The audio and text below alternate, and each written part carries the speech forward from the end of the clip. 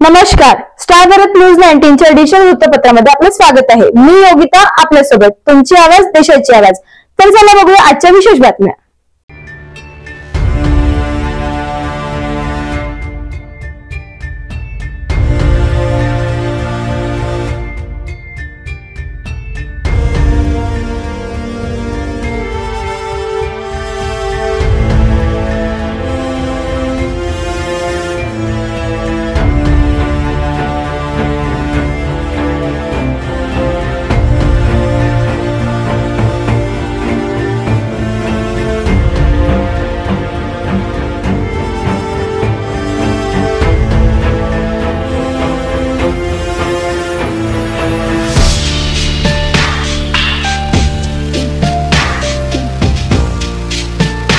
मुख्यमंत्री साहेब, शिला साहेब, पंतप्रधान मोदी साहेब, अमित शाह साहेब यांना खूप खूप धन्यवाद देतो की त्यांनी फार शॉर्ट नोटीसवर, म्हणजे वेळ फार कमी होता आणि त्या एवढ्या शॉर्ट नोटीसवर भाग घेऊन ही आपली ऐतिहासिक धरोहर ही आपल्या महाराष्ट्रामध्ये आणली।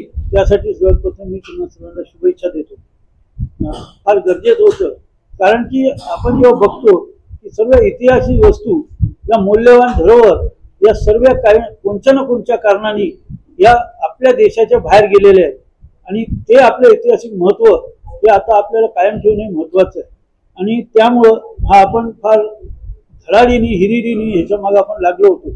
जर आपल्याला वेळ अजून जास्ती असता, मला वाटते अजून आपण चांगला रिझल्ट ह्याच्यामध्ये आला असता, कमी ह्याच्यामध्ये आपल्याकडे आली असती, पण तरी आपल्याकडे ही वस्तू आलेली आहे। लवकरच सरकारद्वारे आपल्या महाराष्ट्रामध्ये आपल्याला दर्शनासाठी लवकरात लवकर येणार आहे।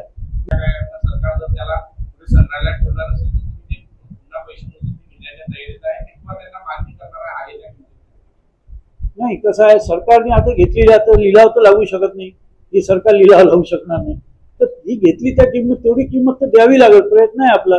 आणि मला नाही वाटत की ते जास्ती पैसे घेऊन तर द्यायची असली तर सरकारने एवढी मेहनत केल्यानंतर जास्ती पैसे घेऊन आमच्या घराण्याला दिल असं मला काही वाटत नाही। द्यायची असली तर त्याच प्राइसमध्ये आपल्याकडे येऊ शकते, पण ही प्राइस झालेली आहे। पण आता आणण्यामध्ये ज्या ज्या फॉर्मॅलिटीज आहेत त्याच्यावर त्याची कॉस्टिंग अजून वाढणार आहे।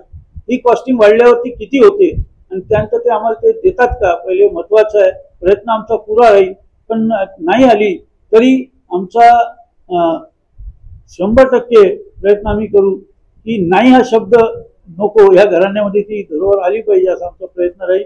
आता भेटीनंतर जे बी काही त्या ठिकाणी निर्णय होतील ते आपल्या समक्ष मी आपल्या स्वागतासाठी काही नियोजन केलेलं असेल। हो, त्यांनी तलवार आणणार, स्वतः शेलार साहेब आणि काही आपले लोक जाणार आहेत आणि ते तलवार फार मोठ्या प्रमाणात उत्सव साजरा करून ती तलवार वाजा गाजासाठी ती तलवार महाराष्ट्रातील आणि तिथून ती नागपूरला येईल।